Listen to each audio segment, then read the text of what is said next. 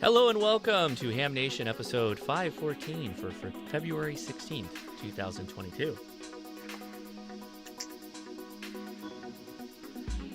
And hello everybody, I'm Josh KI6NAZ. Thanks for clicking on the Ham Radio Crash Course.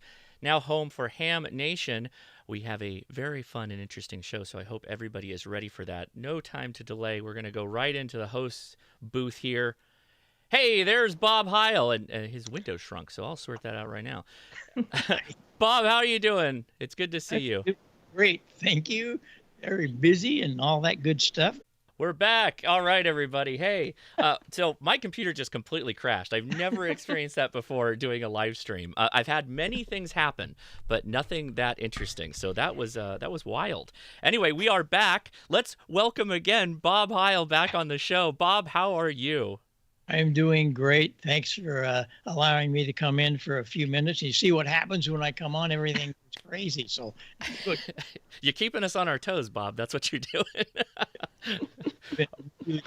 We'll get into this in a little bit. If you have a little bit of time, I got a 10 or 15 minute little thing that I'm doing about the history of equalization. It's very interesting, and we'll get into that if you have a little time. We do. Thanks. We'll hop right over there in a second, and thanks for joining us. Don, how are you doing this week? I'm good. I was just telling, I think no one, when your computer crashed, that we've got a great visual aid on Dr. T tonight. She's going to talk a little bit about why the 40 of the 49 Starlink satellites went kaput, and she has a visual aid to kind of explain in terms that even I can understand exactly what happened. So it's going to be a fascinating Newsline report tonight, Josh. I'm very excited to hear about that. Everybody knows I like to know what's going on with Starlink, so that's wonderful. Amanda, how are you doing? I'm doing fantastic, getting ready for another snowstorm, but hey, enough about that. We've got some great guys here from the VOA. We're going to be discussing the 80th anniversary of their first transmission for Voice of America. Can you believe that? Already 80 years. Anyhow, they're going to be hosting a special event, and they're going to give us some history on VOA and bring us up to speed about what they're doing next, and maybe some fundraising as well. So, do you want me to send it over to Bob? I think so. Let's hear it, Bob. Okay. Thanks for coming on Bob, again. I have to say one thing. Unless you guys have been in a hole, there was a huge announcement last week, right? Where Heil Sound's under new ownership, but Bob's not going anywhere. That's correct, right, Bob? People didn't read right. I had two calls that wanted to know if I was dead. They heard. I'm serious. I mean, so were they. And then all kinds of them. He's retired. Nope. Not in the least. In fact, it's putting a little more workload on me, but that's okay.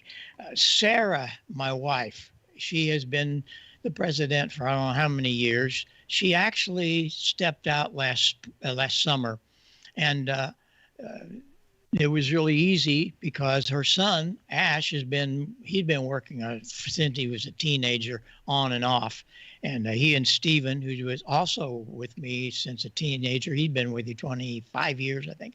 Those guys took the reins. Well, they already had the reins, and so it was an easy thing. But we needed to look at some things financially and all the other paperwork stuff you have to do. I don't get involved in all that. All I know is I'm still doing my thing. I'm here in my lab working on all kinds of projects. This is where I dream it all up. And when I get all tired of that, I step 10 feet in front and play some music on the theater organ. It's been fun. And I think the night before I did number 267 of the Zoom meetings that I've done since February 2020. And so that's one of the reasons I haven't been here. It seems like Wednesday night is always a very popular night for club meetings. So that's where I've been, and doing a lot of things like that, and some Hamfest and so on. So it's been a really nice thing. Virtual Hamfest are working great. But if you have a few minutes, I've got one of the things that I've been doing is the thing about history of equalization. And we'd love that. This is very interesting because we just figured that it's always there. Well, no, it hasn't been here. And I go through a minute here to tell you how this all started with me. You guys probably all know the year I got my license in 1956, I also became the substitute organist at the Fox Theater in St. Louis. And shortly after that, a year or so later, they called and said, hey, we're taking our old sound system out. It was 1932 Western Electric. These are 16-foot folded horns. These are monstrous cabinets. But, Ham doesn't throw anything away. So I said, yeah. So I have 4 of those. But we had to do more. So we built more and more things. I had a friend of mine that was was in the fiberglass business, and we built fiberglass radial horns. And so we started doing some sound systems around St. Louis. Only problem was, in 1967, we didn't have any kind of mixers. This was it. That green one you see at the bottom, I did many of my first gigs, and one of the first ones was Joe Walsh and the James Gang. And from there, we were doing all kinds of people that would come through St. Louis, not knowing what was going to happen. But when Joe wanted to do his new album, why, we had to come up with the talk box. And that's been, I guess, one of the most famous things or whatever that we've done, that Heil Sound's well known for. But shortly after that came around, we were doing Humble Pie. We did all of their shows in the U.S. And his little girlfriend, Peter Frampton, they pulled Peter out as a solo act. And his little girlfriend, Penny McCall, called me one day. She'd been married in my home a few years earlier to a roadie from the group. And she said, but don't send me a guitar. He's got all kinds of them. You guys send me something else. So what did I do? Of course I did. I sent her a talk box, and you can write the rest of Peter Frampton and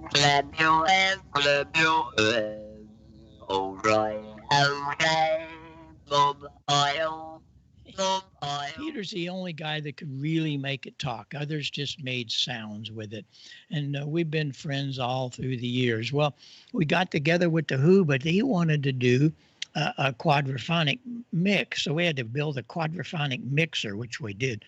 Notice my hair is a little longer. I've never tasted beer. I've never done any drugs. I've never done any of that kind of stuff in my whole life, but I had to kind of like look like them. So I grew my hair a lot longer in those days, but things were really going crazy, and we enjoyed it. But I got a call from Paul Klipsch one day. He's the father of the folded horn, and he wanted to see this multi-kilowatt sound system. It happened to be 8 kilowatt. It grew to be something special when you're doing people like that. Well, Paul came to Marissa in his plane, and all day long he's, well, how did you do this? Where'd you learn to do that? Well, I did it with ham radio. No, what college did you? I didn't go to college. I barely made it out of high school. I had terrible grades. I was only there the required number of days. No, I was doing more things like playing the organ in those days. So anyway, he took me back in his plane to Hope, Arkansas. And this was an incredible time. The next few days with him in his lab down in Hope, Arkansas. He taught me so much, things that you just really never heard about. At least I didn't. And one of the things that Paul Klipsch got me into was the audio cyclopedia.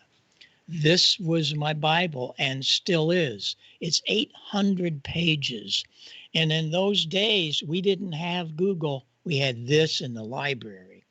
That is how Bob Heil started learning a lot about audio. But what was interesting was he pointed me to the studies of the Bell Labs.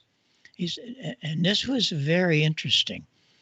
The early telephone systems didn't work very well. They were mushy. They didn't have any clear speech articulation. What are we going to do? Because they had 2 wires from New Jersey to California. And every 500 miles, there were relay stations to keep the voltage and the levels up, all that, audio light. Yep. Well, when they got out there, this is what they heard. It was not good. And they're going, what are we going to do? Everything's equal. I mean, what's happening? And so they had to put the scientists at Bell Labs, all 4,000 of them. This is true. You can go read the history, and it's amazing because they didn't know what was going to happen with this thing because they had it all flat all the way across the country. But when they got to California, you heard what it sounded like. It's like, oh my, let me get that back here. And so what are we going to do? Well, the 4,000 scientists, and especially the two lead scientists, you probably have heard of Harvey Fletcher and Dr. Weldon Munson. These guys came up with what was the problem. The problem was our ears. We don't hear flat, and we hear different responses at different levels. You look up at the top at 100 dB. That's why kids like to listen to music loud, because everything's there. Down here at 20, 30 dB where you're listening, no. And so this is the magic. It's the magic thing that they've discovered. And if you don't take anything away from anything they did, this is what you have to know.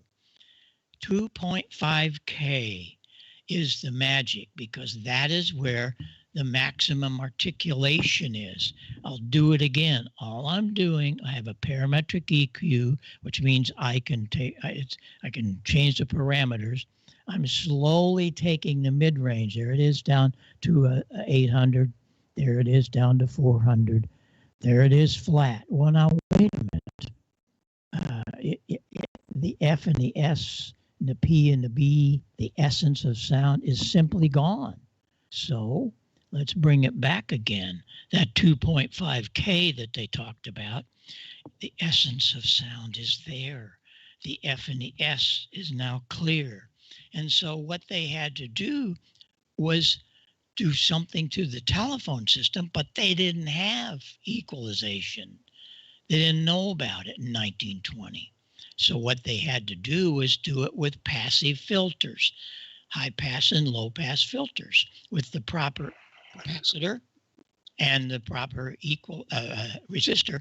You could take care of some of the bass through the resistor, but the highs you want would go through straight through on the capacitor. The reverse of that's in the low pass filter.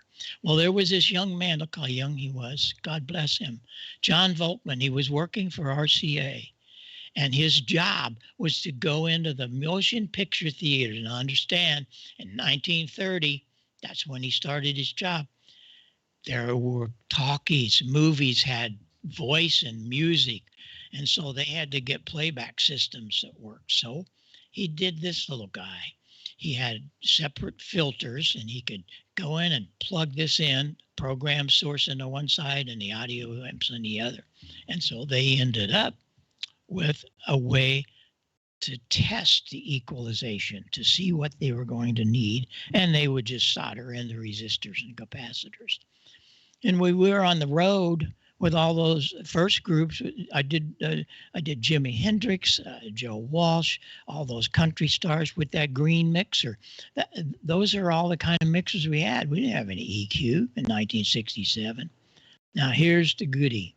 In 1920, now think about this. Play with me on this one. 1920 to 1967, there was no mention really of EQ. We had a little bit in the 50s when hi-fi came in, but it was just a very, very, very simple bass treble. It was no more than adjusting the resistor and the filter that you just saw. Well, we went on all the way through that without knowing about equalization until 1967. And in 1967, I'd heard that Langevin, they were a company building studio gear, mixers, processors, and all that. They built the very first equalizer. You know, I know to allow you to, oh, well, yeah, EQ's all over. We didn't know about equalization. You can imagine my thrill when I heard about this. I jumped on an airplane and I headed to California. I had to buy some of these. Well, I found out Langevin was working on a lot more than just that. I go and told them what I wanted, so on. They said, well, you want to take a little tour. Look what else we're working on. This will be out very shortly. It was a mix of 8 channels, and they were slides. It's very hard and difficult to mix things with rotary controls. You can't really see where they are. This was our gift. Whoa. So I bought 2 of them, and I was going to buy that equalizer. I said, well, we're going to show you something that's a couple of months out, but you'll probably want to wait for it. Check it out. Altec and Langevin was coming up with the first graphic equalizer in 1968. Why, I went nuts. I couldn't believe all this was in front of me. So I bought the 2 mixers, and I bought their processor, and I ordered one of the equalizers. And I went back to my hometown of Marissa, Illinois. We had a really good carpenter there, cabinet builder. He built this first console for me. We had 16 channels, the 2 meters in that panel. That's a compressor limiter. And over on the right side is one of the equalizers. And you can imagine when Heil Sound would roll into some of the arenas and for the groups, and instead of seeing that, they saw this. And it was one of the things that really, really caused our company to just explode. But there's one other little story that I'll leave you with. I hadn't been on the air because I was out with all the groups. I hadn't been on the air for a good 12 years. I come back to my great Art Collins radio, turned it on, and I was dumbfounded. What happened to my great Art Collins audio? Because it was all what? It was distorted and bassy. What is happening? There were a couple of guys that got it right, but it's like, what? Whiskey 0, Oscar Juliet Yankee. So I knew that there was salvation for me. Like, wait a minute, what is going on here? And so I got out my soldering iron, just like I do every day. And I built the very first equalizer for ham radio in 1982. And I did it as a DIY. I wrote an article for QST. And I've been on the air for a couple of years with it, and it was getting a lot of traction. So I wrote this article. I sent it to QST, and they called me and said, this is a revelation. We have never seen equalization for ham radio. It will be the lead article, and it got the cover award for July 1982. So I was very, very humbled and very, very blessed. I mean, my goodness. And it really made a big difference in ham radio. There's so much more to this story. In 1999, Dr. Inouye of ICOM came to me, and he was starting with his new line of radio, Pro 1, Pro 2, all the way through to the 7300 and to the new little 705, which I truly love. And so from there, it went crazy. Yaesu came to me, and I built the parametrics for their 9000, and all of the Yaesus have my parametric in them. And it was all because of Paul Klipsch and those 4,000 scientists teaching me that there was more to it. And boy, did we ever have. And it's just been so much fun helping everybody. And the latest thing, everybody said, well, you retired. God, forget it.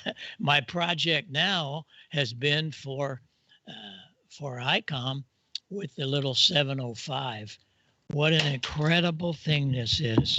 If you don't have one, you need to get one. It's just, it looks like a toy. No, it's a 7300 plus. It's got D-Star, 2 meters, all of this in one little box. Yeah, it's 5 watts, but man, does it work. But my job with them is they wanted me to build the adapters, which we're just starting to produce now, so we can have microphone or ICM or a headset, push to talk and all that in the little 705.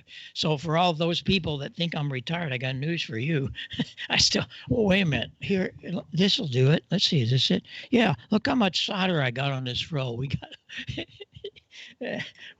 to do all that. So that's where I've been. That's where I am. And I enjoy doing all of the things for club. If you got a club, send me some dates, man, and we'll come and spend some time and learn more about radio. And that's my whole deal, is I want to make it so that the new youth that's coming to this arena are going to be able to hear it all from the start to the finish.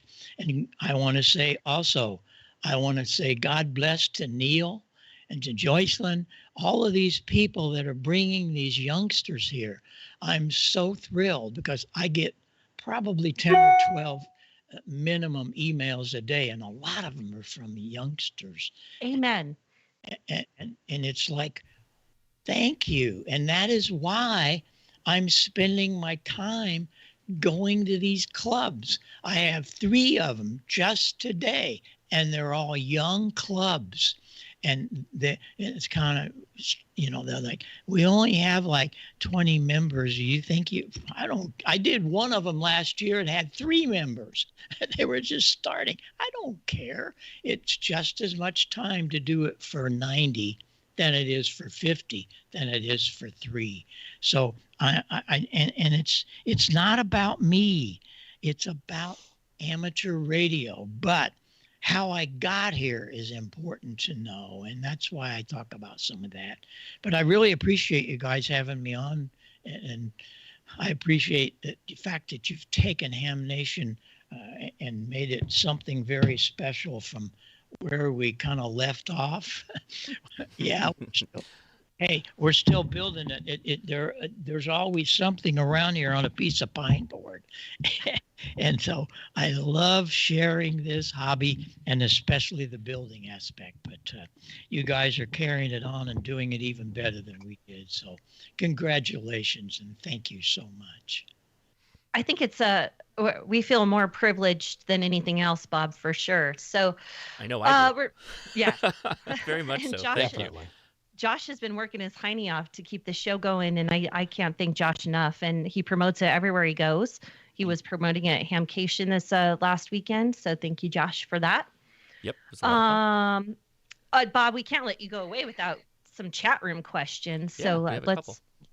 Let's get to them. This was an interesting question, and I didn't capture who it was from, but any tips for folks with tinnitus and areas to the EQ that receive signals that might be more discernible to not disrupt tinnitus? Well, the tinnitus thing it's different in each person. They're hearing difference. And what you want to do is the parametric equalizer system that I built for receive, which is right here, has been a miracle to so many, because with a parametric, that means you can change the parameters. It's not just a bass and a treble.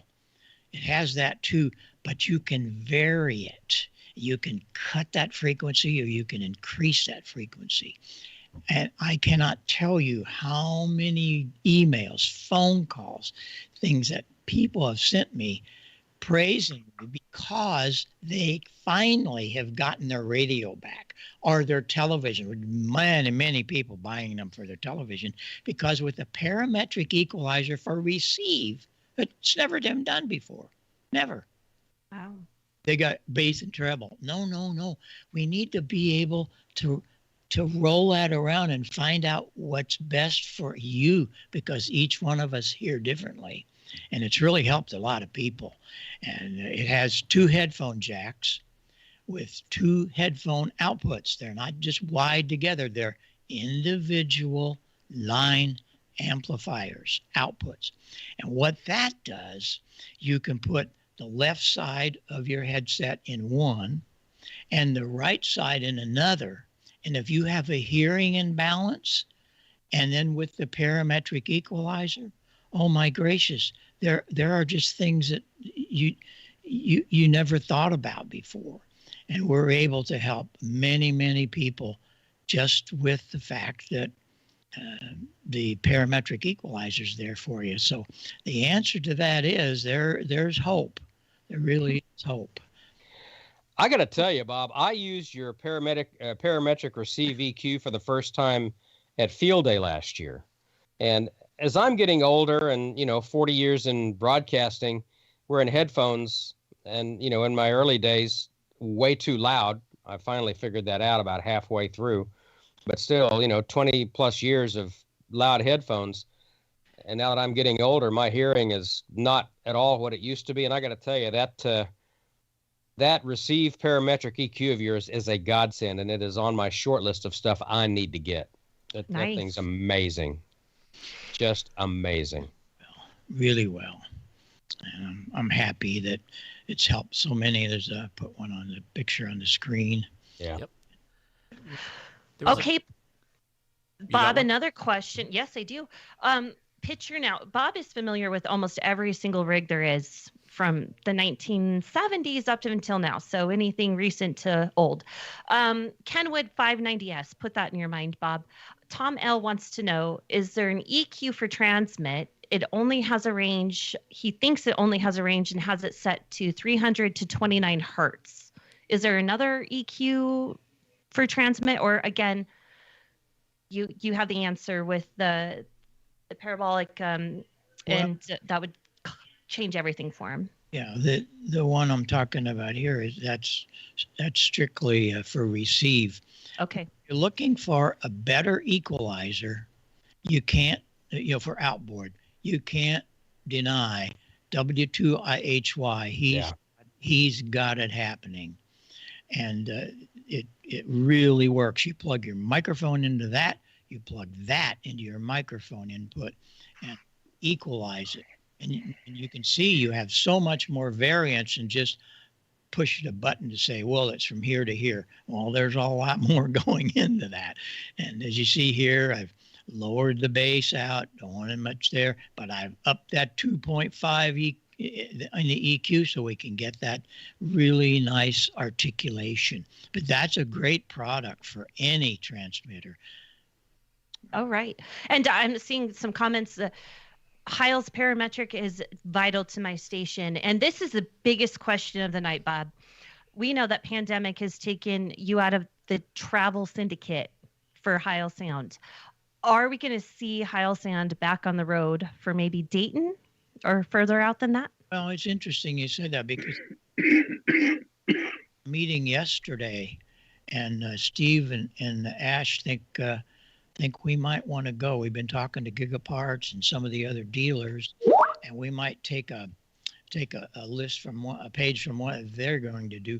If we go to Dayton, we will not take all of the stuff that we normally do. I mean, you really have no idea the expense that it is to do that, and we're just not sure that we really need it, because we'll take orders there and then the same day we'll ship it out because we'll still have people back here at the plant.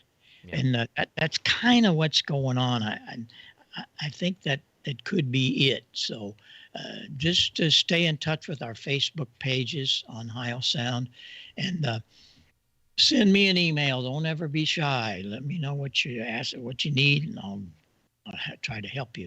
But I think that might be in the plan, because tomorrow they're cutting all of the mandates away from Missouri and Illinois, I understand.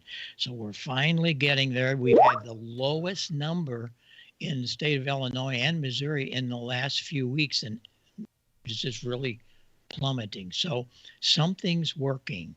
And so I think that's probably what's going to happen, Amanda. I can't guarantee it, but sure, it looks pretty bright. Good. Oh, well, you have a lot of fans that can't wait to see you out on the road again. I'll tell you that. Yep. Josh, did I miss any questions?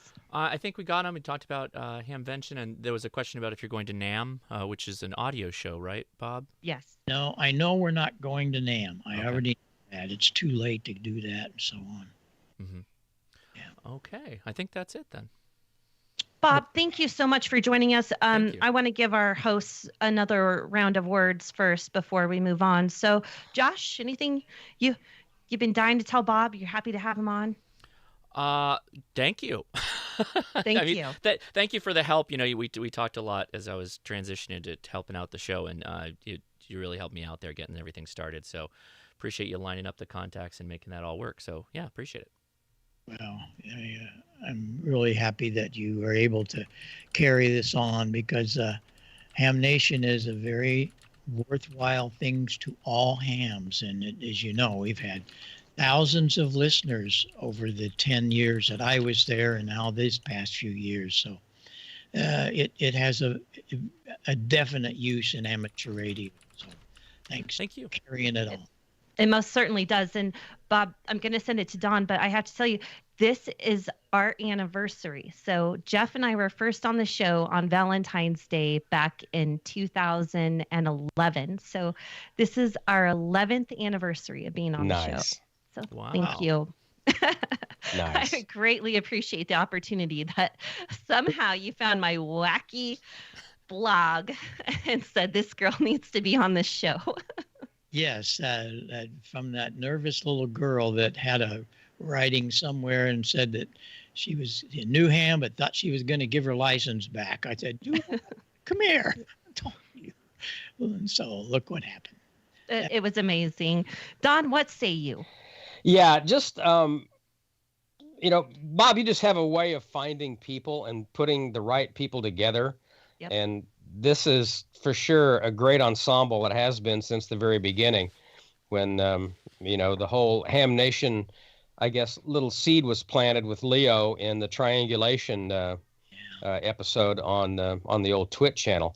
Mm-hmm. But bringing all of us together and everyone who's set in front of these microphones and in front of these cameras on Ham Nation will, I think, to a person, we'll all agree that we're all better people for having known you and for continuing to know you. And just for myself, you and Sarah have become just such dear friends, and I just love you guys to death and just really appreciate you. So thank you very much. Thank you. And I should say, let everybody know, Sarah went through 4 years of hell. Yeah. 2016. She's absolutely full remission. She's just gorgeous and doing well, and you never know anything happened. We still go back to site cancer once a month. Yeah. A study to make sure, and everything's been great now for about almost 2 years. So we're very blessed. So I know a lot of people write about, want to know how she's doing. Yeah. She's doing, but just want to. We're all doing well, and I'm sure I don't know where that retired came from, but get out of my. And one of the coolest memories I have is of the Friday at Huntsville several years ago. You were setting up by yourself, and I come walking through the hall, and I see you on your iPhone, and I don't want to bother you, and you wave me over and everything, and as I get closer, you tell the person on the phone, "Here, your boyfriend just got here. Talk to him," and hand me the phone, and it's Sarah. And I just thought that was just the coolest thing. So I laugh about that to this day. I think you're both just the coolest people on the planet. So thank you. I love you guys. They most definitely are. Thank you, Bob, again for joining us. Come back anytime. We're going to have to, but look up Bob. He wants to come join your clubs and do a Skype with you or Zoom or whatever you need to do. So send him an email. Yeah. Bob at heilsound.com. Yep. Yeah. Exactly. Well worth the time. Okay, I think we have an ad from ICOM. Now is the time to spice up your ham shack with ICOM's new, now shipping, ID52A handheld. This radio is perfect for staying in or venturing out and working your favorite bands this holiday season. ICOM's newest handheld amateur radio is a VHF-UHF dual bander with D-Star and FM dual mode functions. The ID52A is now shipping. This radio supports conventional FM communications and D-Star simplex, repeater, regional, and worldwide calls over the D-Star Internet Gateway. The ID52A is the first handheld amateur radio with a full-color 2.3-inch waterfall display and the ability to send photos over D-Star with a connected Android device. Other features include wideband receiver with guaranteed range of 144 to 148 and 440 to 450 megahertz, simultaneous receive for VHF, VHF, UHF, UHF, VHF, UHF with dual DV mode. Integrated GPS GLONASS receiver including grid square location, micro SD card slot, micro USB for data transfer, programming, and charge, and it meets IPX7 waterproof specifications. For more information on this and all the great ICOM radios, visit icomamerica.com/amateur. And we very much appreciate ICOM for sponsoring the channel here and sponsoring the show, Ham Nation. Want to remind everybody, we do a giveaway. ICOM does a giveaway every 2 weeks. They pick some swag prize winners. Those names go into a monthly drawing, and they give away a radio. This month was an ID 5100A, a great mobile radio. And so just running down the list of names, so Jeremy E., you got a swag pack. James U., you got a swag pack. Connor B., W4IPC. I know Connor. I was talking to him at Hamcation this week. But the winner of the grand prize for the ID 5100 is Bill K. W5PB. And I will mention that I was running the ID 52 myself while I was out in Hamcation. Made it fantastic. I hopped off the plane, hit scan after the GPS synced up, and I was on whatever the local repeaters were scanning around. So made it really easy to jump around to a different area like Orlando from where I'm normally at in Southern California. So appreciate you, ICOM. Thanks so much, and make sure you take the link in the description to get in on that giveaway. All right, Don, let's throw it over to you. How's it going? It's going well, Josh. I'm so jealous that that you got to go to Orlando. That is on my bucket list. I will make it one day. It was great fun. Oh, I'm sure it was. I'm sure it was. Before we get into the news of the week from Amateur Radio Newsline, we got to say hello and congratulate one of our good friends, Mr. Neil Rapp, WB9 VPG. He is the 2021 recipient of the Carol Perry Educator of the Year Award, and there he is with the award's namesake, Carol Perry, WB2 MGP. She's been teaching students about ham radio for decades. Well, Neil, let me tell you about him. Neil was the ARRL 2004 Professional Educator of the Year. He's also Assistant Central Division Director and an ARRL VEC Certified Examiner. During his tenure at Bloomington High South High School, he introduced 3,600 students and parents to amateur radio through his involvement in the organization and sponsoring the school's amateur radio club. He got his license when he was 5 years old. And at the time, he was touted as the world's youngest ham. Now 50, of course, he's the host and founder of amateur radio podcast Ham Talk Live, member of AMSAT, the youngest person to both join and be eligible for membership in the QCWA. He contributes to the Next Gen Contesters column for the National Contesting Journal. And, of course, we congratulate him. Well-deserved, another great friend. He's been a good friend of Newsline and the Young Ham of the Year Award for a long time. He's now a member of the Newsline staff, and you hear him just about every week filing stories for Amateur Radio Newsline. So congratulations, my friend. He's so ingrained in amateur radio that when the Amateur Radio Newsline Young Ham of the Year Award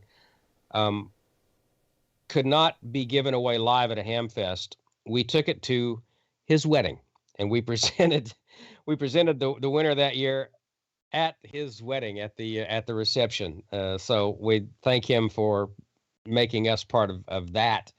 And just he and Julie are just the coolest people on the planet. So if you ever get to meet Neil Rapp, your life will be changed for the better. That is for sure. So congratulations, Neil. We appreciate you. Congrats, Neil. Yeah. Well, just the best. Just the best. All right, let's get into the news of the week now from Amateur Radio Newsline. From Amateur Radio Newsline, report number 2311. This is Ham Nation headlines for Wednesday, February 16th, 2022. First up this week, a preeminent microphone company serving both the professional and amateur markets is changing hands, but it's still a family affair. Newsline anchor Jim Dameron, N8TMW, has the details. In the United States, Heil Sound, which has been run by Bob Heil, K9EID, and his wife Sarah for decades, has been sold.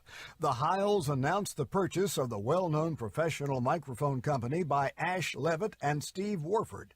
Ash, the company's president and CEO, and Steve, director of operations, are veterans of the business, having worked with Bob since they were teenagers.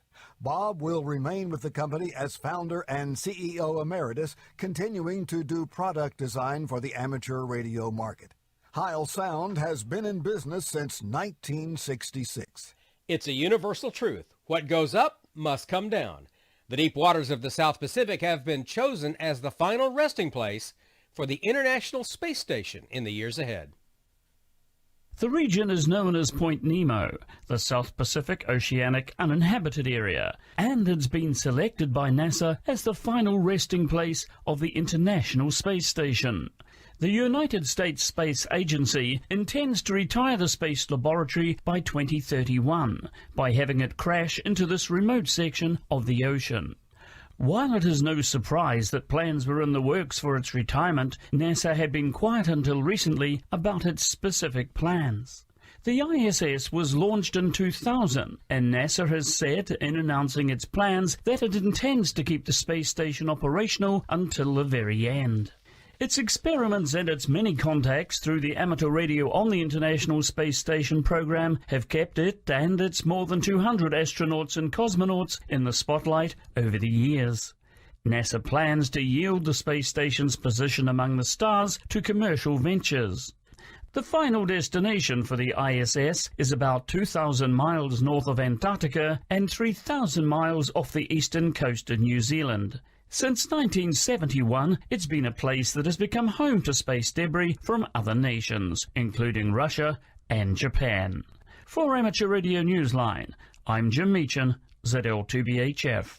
And finally this week, sad news. The changing of the guard continues. A pioneer in the development of APRS has become a silent key. The developer of the Automatic Packet Reporting System, or APRS, has become a silent key. Bob Bruniga, WB4APR, died on Monday, February 7th, according to a post on AMSAT's Facebook page, quoting his daughter, Beth Ann. He had been battling cancer for 2 years and was also diagnosed with COVID-19, according to the post. More than a quarter century ago, Bob developed the now widely used packet radio technology that enables real-time tracking over ham frequencies. Bob, a U.S. Navy veteran, had also been senior research engineer at the U.S. Naval Academy's Small Satellite Lab in Annapolis, Maryland. He was the author of the book Energy Choices for the Radio Amateur, published by ARRL. Bob wrote on his QRZ page that his ham radio journey began in 1963 with the novice call sign WN4APR. He was a life member of the AMSAT organization and belonged to the IEEE National Committee on Transportation and Aerospace Policy. For Amateur Radio Newsline, I'm Neil Rapp, WB9VPG. And that's all from the Amateur Radio Newsline, your independent source for amateur radio news for 4 decades and counting at arnewsline.org. With Jim Dameron in 8TMW, Jim Meechan, ZL2BHF, Neil Rapp, WB9VPG, Karen Eve Murray, KD2GUT at the news desk in New York, and our news team across the globe, I'm Don Wilbanks, AE5DW. 7-3. We'll see you next time here on Ham Nation. Now here's the solar update from Dr. Tamitha Skov, WX6SWW. Solar cycle 25 is ramping up, and that means the space weather is getting busy. As we take a look at our Earth-facing disk, we've got a couple eruptions on the sun's west limb. Don't worry, those solar storm eruptions are not Earth-directed, so we don't have to worry about that. We've also had a couple mini solar storm launches in around center disk. Those are probably too small to affect Earth all that much or give us any big solar storming, so we don't have to worry about any big solar storms this week, likely. And we do have a couple finger-like coronal holes. One of them has been sending us some fast solar wind, but that solar wind is waning right now. The next one won't send us some fast solar wind for probably another 6 or 7 days, about 6 days. And that one might give us a little bit of solar storming, but not too much. We can kind of put down our cameras for a little while, and Starlink can kind of just go, oh my goodness, thanks for the breather, right? But meanwhile, as we take a look at the east limb of the sun, we do have more active regions that are going to be rotating into Earth view. In fact, as we take a look at the sun from our far-sighted monitor, this is stereo A, and it's looking at the sun just a little bit from the side. You can see a couple of those active regions on the east limb in stereo's view. Those are going to be rotating into Earth view over the next couple days. So we're going to continue to have the risk for big solar flares and for solar storms that'll be launched. And that means could be issues for more space traffic. So why did a minor space weather event pose such a major problem for the Starlink satellites? Well, space weather is still very much the wild, wild west of weather, and predictions aren't always what they seem. In fact, sometimes a prediction of a single solar storm ends up being a series of solar storms, and that's exactly what happened with this particular event. In fact, we had multiple solar storms in rapid succession, and when we have these solar storms, some of them are aligned exactly the opposite of one another. And when that happens, if you think of the Earth's atmosphere as like a flywheel, one of the solar storms, the first one, spun the atmosphere up just like this. But then the other one wanted to turn around and reverse that motion. So what happens? The second solar storm had to slow down that atmosphere, stop it, and reverse it. And when you do that, you cause a lot of friction and a lot of heating. And that seemed to be one of the magic ingredients that may have caused this minor series of events to become a major problem. For more details on this week's space weather, including how those series of solar storms this past week caused issues for Starlink using the flywheel effect, come check out my channel or see me at spaceweatherwoman.com. So there you have it. The Starlink event in a nutshell, explained with the use of a fidget spinner. Dr. Tamitha Skov. She's a freaking genius, I'm telling you. We are so fortunate to have her as a ham radio operator and to have her on the Newsline and the Ham Nation team. Follow her on Twitter at Tamitha Skov, and of course, check out her website, spaceweatherwoman.com. She also has, she posts all of her videos on YouTube. YouTube is at Tamitha Skov. So there you go. Amanda, over to you. Fidget spinner. Digit spinner or Who'd have fidget thought? spinner. Okay. Who'd have thought? I have some great fellows here from the Voice of America, all in 3 different locations. So this is pretty cool stuff. And what we're going to be talking about is the 80th anniversary of the first transmission for Voice of America. But first, let me introduce some guys here. We have Jocelyn Brault, KD8VRX, Mark Poe, K3POE, and Peter Van Houten, N4PVH. So I'm gonna hand the microphone over to you fellas. They have rehearse like a whole script to go through to tell us everything that they're going to be doing in this special event. So I'll just say, take it away.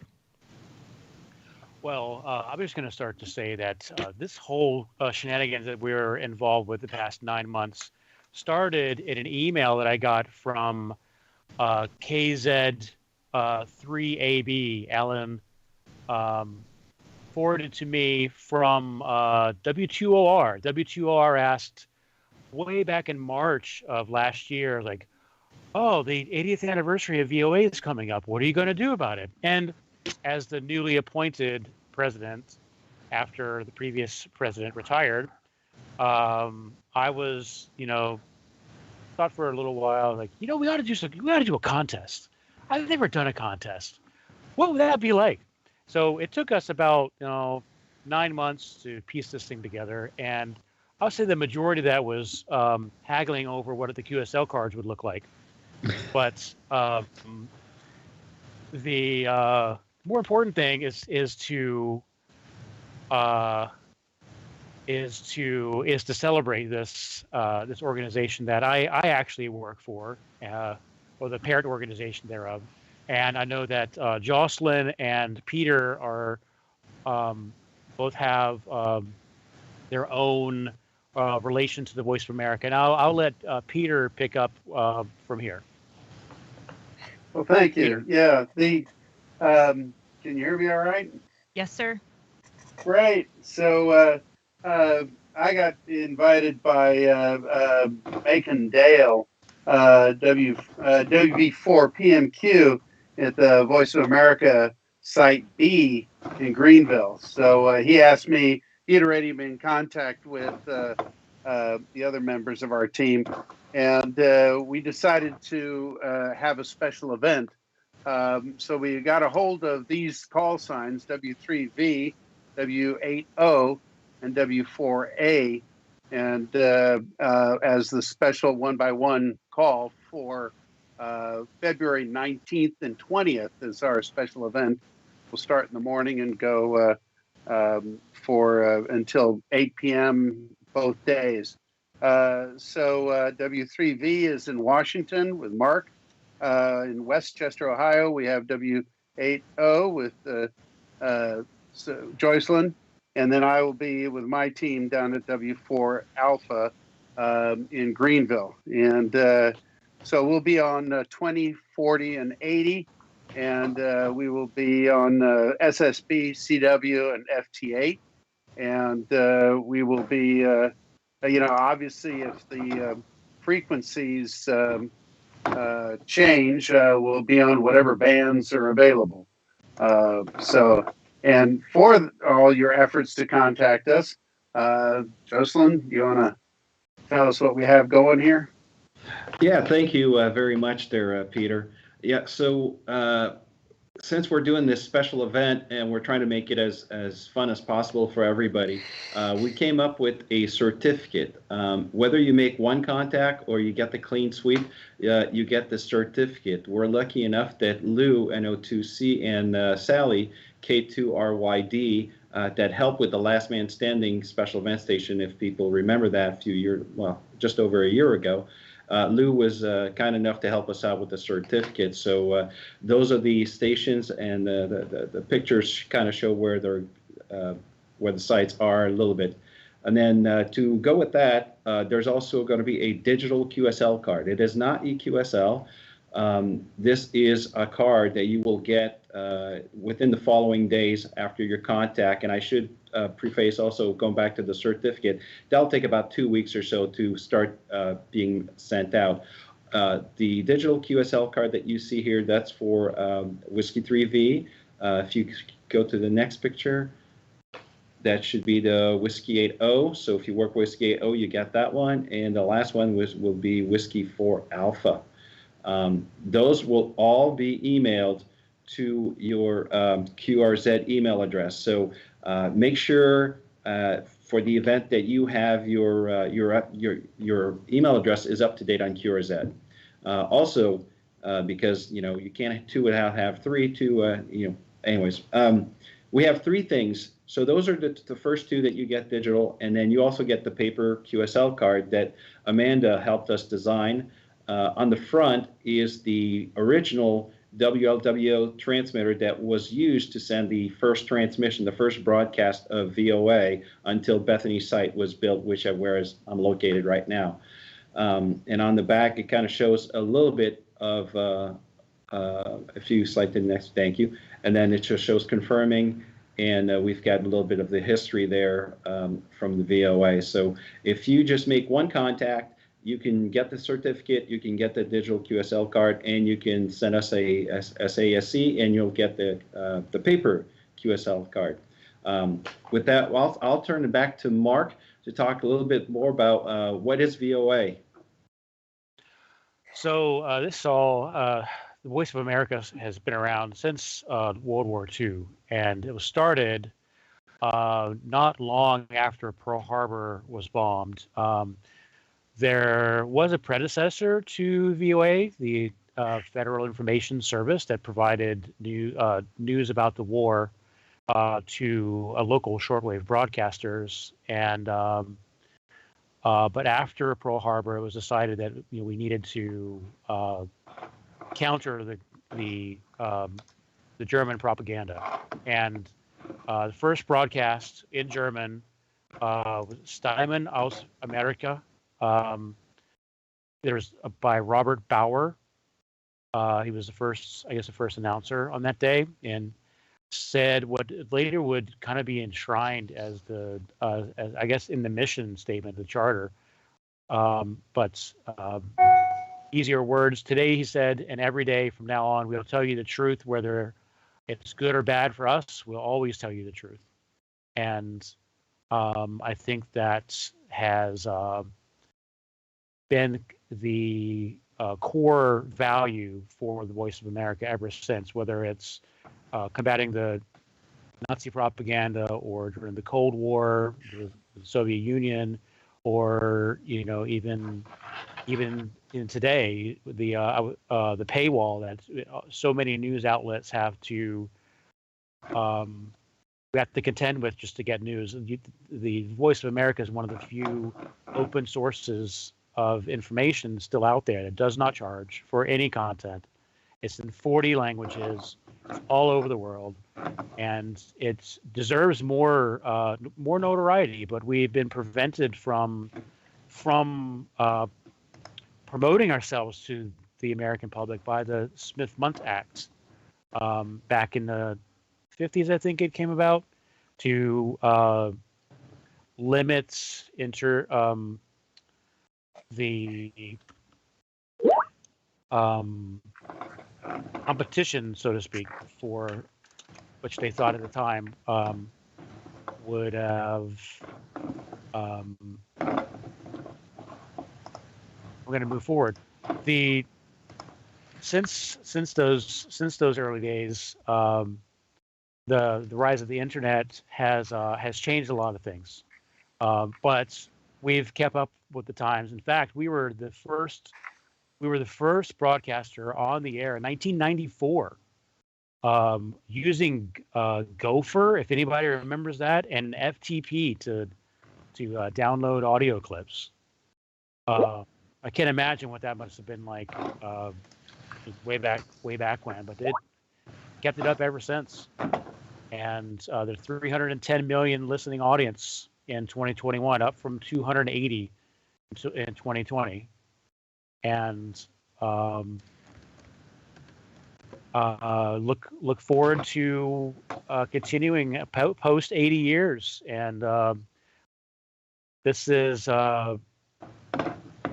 one way that we thought as hams could kind of give an homage, give a send out to the importance that this agency, this radio station, this TV station, this internet web address, this education source is alive and well, and prepared to continue into the 21st century.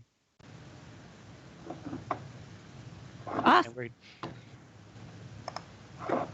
Well, thank you for the history lesson. And again, we're trying to follow the pictures as well. So, is it Peter next or Jocelyn?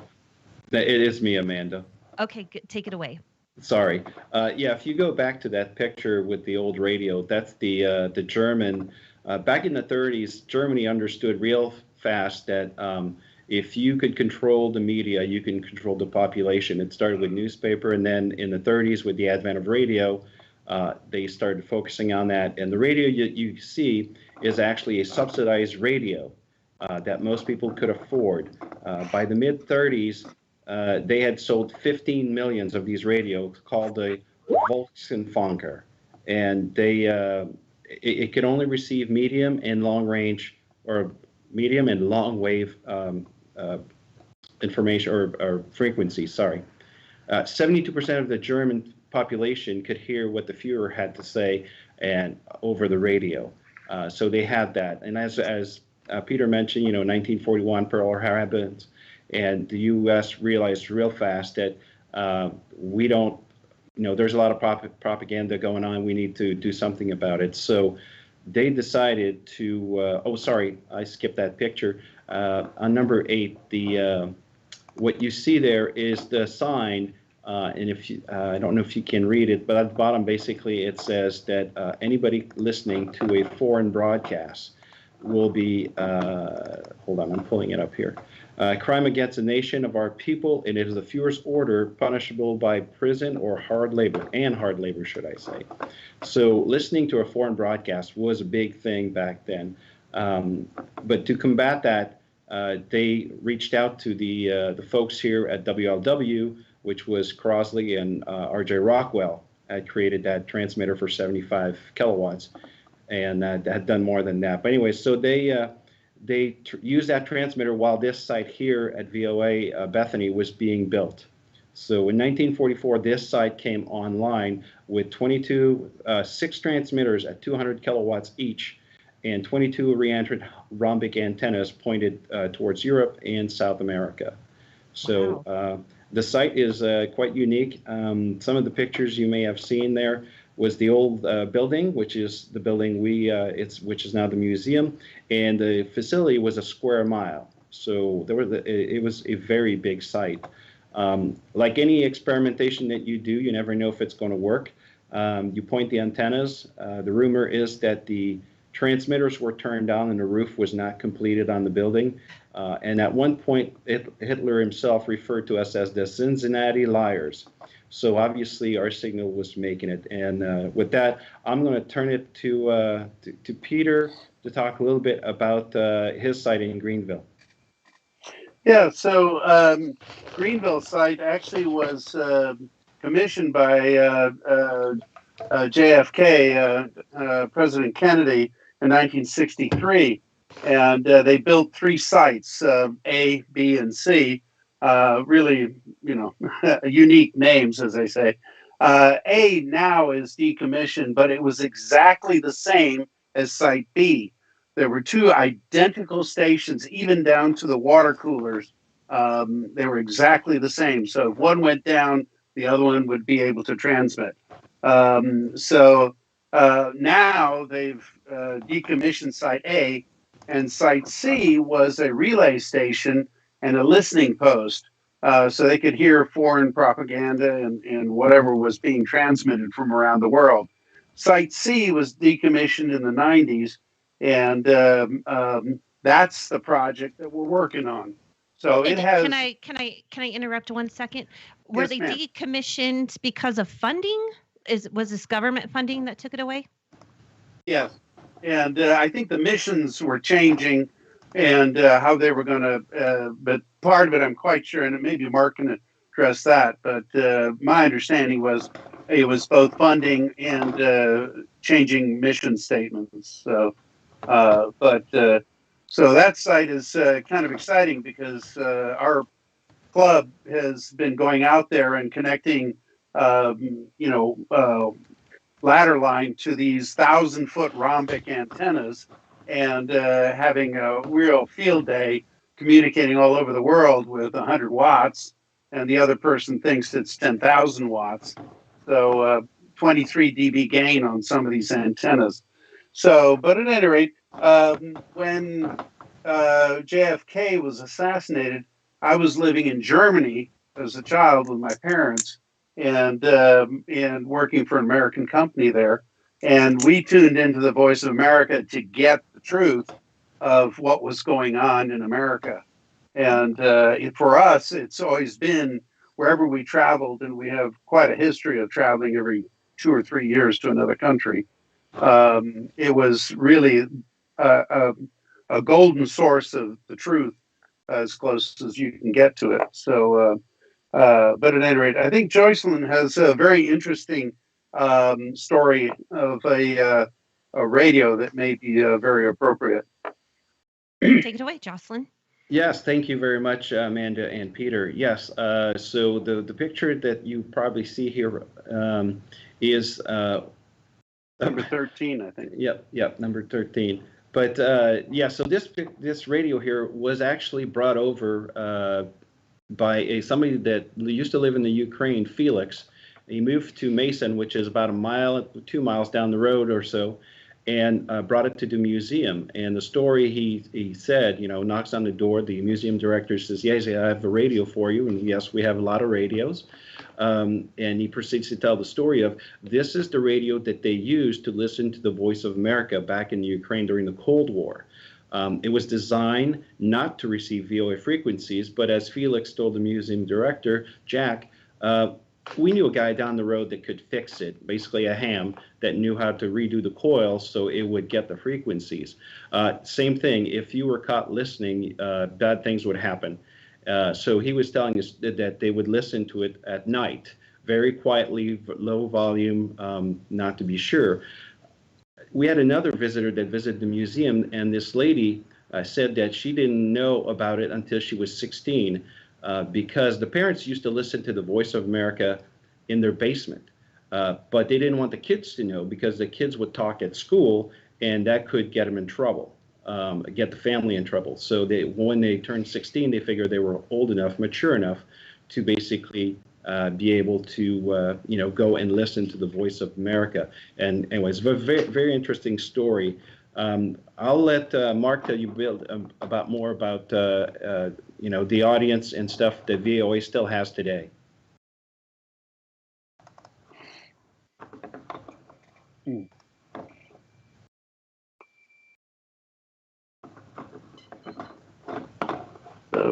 Oh, okay. So here I'll just say the one-liner. So right now, VOA in 2021 there was 310 million listening. Was the listening audience for VOA? That was up from 280 million in 2020. So that's a 30% increase in 1 year. So even though in the U.S. we don't really know what VOA is, the rest of the world knows. I know when we get on the air with our VOA call sign. And we're pointing towards Europe, we have a lot of people talking. They know exactly where we are or want to know if everything is still away. But that's about it. So hopefully we've answered a lot of questions there or explained the special event station. Going back here, we're the WCA, the Westchester Amateur Radio Association, and we're based out of the VOA Museum, Westchester, Ohio. We're open every weekend. And we've got extended hours during Hamvention from Thursday to Sunday. So if you're coming for a Hamvention, stop by. We're about 35 minutes down the road, and we'd love to have you as visitors. And you can look at voamusing.org or wc8voa.org.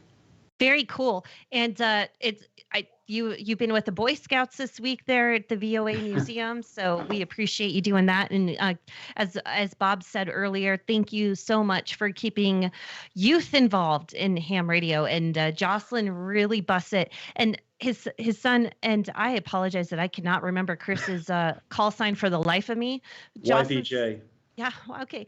And he won Ham of the Year through the AR Newsline celebration, so we appreciate that as well. And too bad, I just wish Chris could just pop in his head a little bit, but he probably has schoolwork.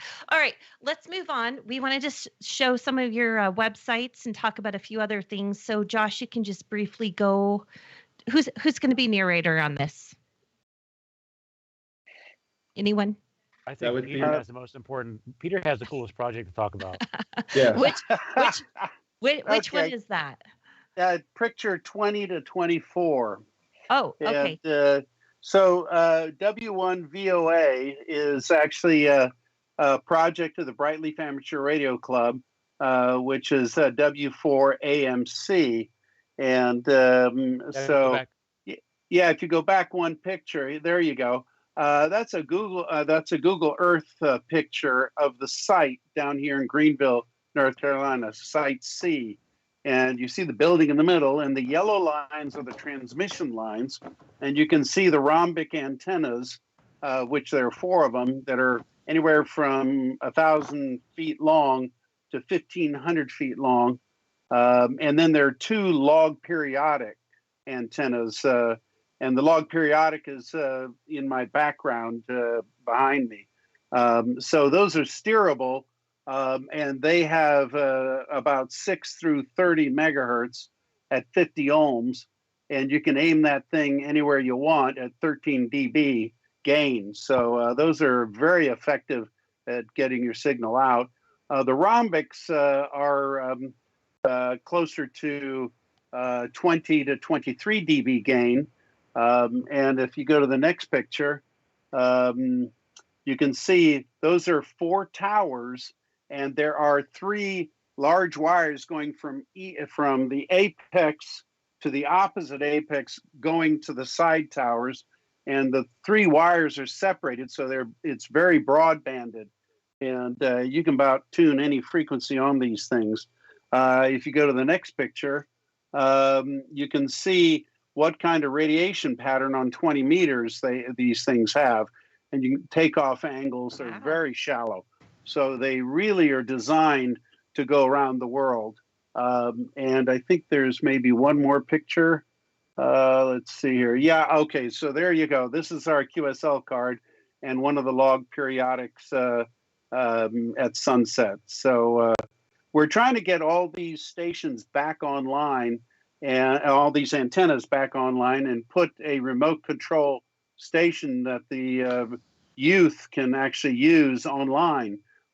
So we're looking at the technology to be able to bring at least a couple of different radios connected to any of the antennas and remotely control them over the internet. So the technology is here, and it's been done in other places. So we're trying to apply for grants to get everything up and running again. So if you go to w4amc.com, there is a link there at the top that will show you what's going on with the project.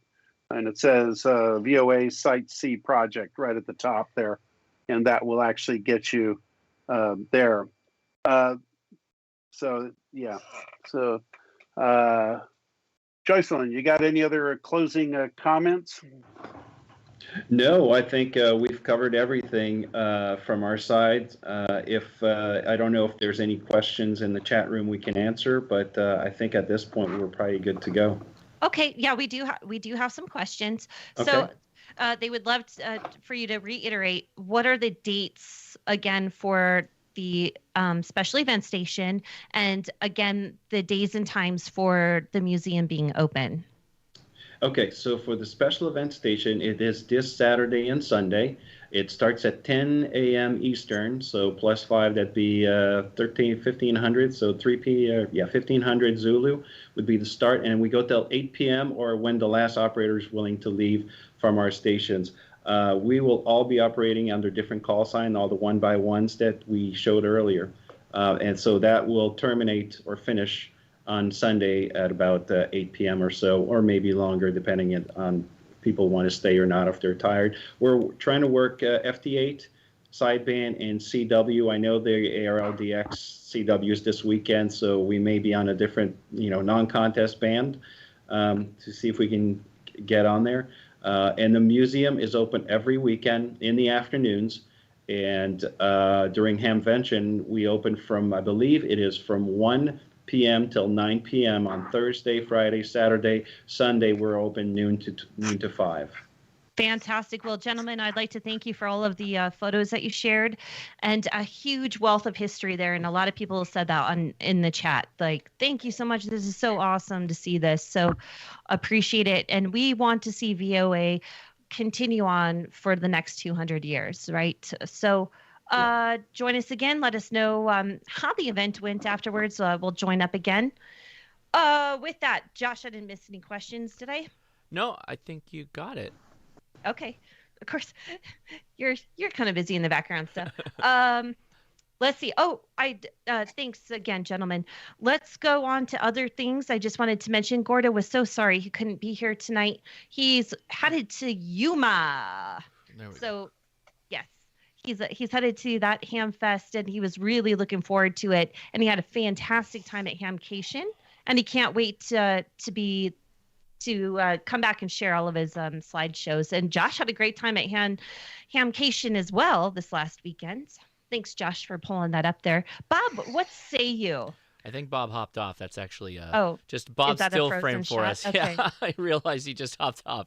So we'll move you over like that. I will mention Hamcation was just awesome. I absolutely will add that to my repertoire. I am going to go to Hamvention, Hamcation, and Huntsville now every year. It was so much fun. I absolutely had a blast. I love the idea of like camping and just kind of boondocking, and then go into a ham fest, and then when you finish, go back, do some barbecue, maybe have a beer or two, and then set up. We had people setting up antennas like crazy. It was wild. It was a great time. I absolutely loved it. And so definitely give down a thumbs up if you haven't been. So Dawn, definitely got to get you out there. Yes. And you ran into Valerie. I did. Valerie was perfectly placed. She was in a middle table between the two buildings, and people were stopping nonstop to say hi to Valerie. It was really cool. Of course. So, well, don't forget, 2 weeks from now, join us again. And that's going to be, I think it's the March 2nd is our next show. Mm-hmm. Thank you, everybody, for joining us. Stay tuned. We got some nuts coming up. And I also want to mention Amateur Logic's Soundcheck Net is going to celebrate its 100th multi-mode net in 4 weeks. So pay attention to that on Facebook and such, and you can join in. It's going to be a fun time. So in the meantime, let's go over HF. And I want to say that Kevin wanted to show some photos tonight, but we're going to do a recap of Hamcation in 2 weeks with Gordo being back on the show. So I'll be happy to show those photos, Kevin. So you're not being ignored, just another time. All right. 7192 for HF, and find Steve until we transition to 20. He's still on around 31. Steve, I haven't seen you in chat tonight, so I'm not exactly sure. Oh, well, Kevin is on 7216, and again, Steve is usually around 3820. Anyhow, 14 Charlie for D-Star and 31012 for DMR. So thanks everyone for joining us tonight. We appreciate it. Josh, you headed to Discord after this? Or? Not tonight. No, I've got things with the family to do, but I will be live again this Saturday, and there's a host of video that I'll be posting. I think I already have 5 or 6 videos edited that I'll be rolling out over the next week or so, and then a kind of a wrap-up video where I'll just be talking about my thoughts and all the extra B-roll and people coming up and say hi. It was incredibly nice, all the people I got to talk to. I think that was the really, really impressive part of it, and just so many nice people and lots of comments on our podcast. Everybody that came up and mentioned the podcast. Leia absolutely loved it. So thank you everybody for listening to the podcast as well. We appreciate that. Sweet. Yeah. So yeah, that's all I've got this week. Thanks everybody for listening. Don, anything else? No, I think that'll do it. I actually have Saturday and Sunday off this weekend, so I think I'm going to try to do some of the VOA stuff. Nice. And of course, I've got my VOA hat going right here, so that's a great museum. If you ever get the chance to go, you should definitely go. I took Tyler the year that he and I went to Xenia, and then when Dawn and I went up for Neil and Julie's wedding, which that actually is where Chris Bro got his Young Ham of the Year award, and it was so funny because Jocelyn and Kim did not know, so I handed something over to Chris across the table. I said, "Here, show your parents this," and it was great. So yeah, it was a lot of fun. But if you get the chance to go to the VOA, you should definitely go, because the history is something that everyone should know about. I took Dawn, who is not really a ham radio person, and she was just fascinated by it. So yeah, go. I could imagine. I would be overwhelmed. It just you would love it. Yeah, you'll love it when you get the chance to go. Yeah, I'm going this year. So when I'm out there for Hamvention, I'm definitely hitting it up. So looking forward to it. Yeah, and I'll see you at Huntsville, I guess. That'll be my next one, probably. Yep, I'll be there too. Nice. Yeah, good. And I have a preview.